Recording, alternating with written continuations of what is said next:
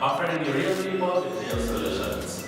For the new and old viewers on our channel, in this channel you'll be able to know more about ZKTEco Products, which MySolutions offers. This channel actually is composed of video tutorials, demos, DIY installation, product reviews, event highlights, and a whole lot more.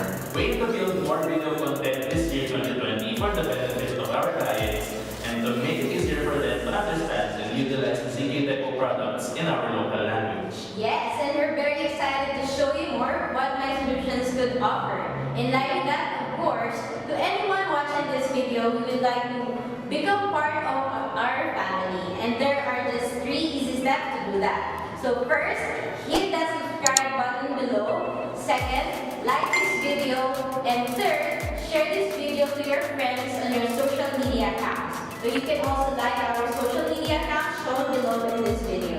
And to make this channel more fun and engaging and interactive, maganda siguro kung meron din tayong tawag sa mga viewers natin. Gusto niyo ba yun?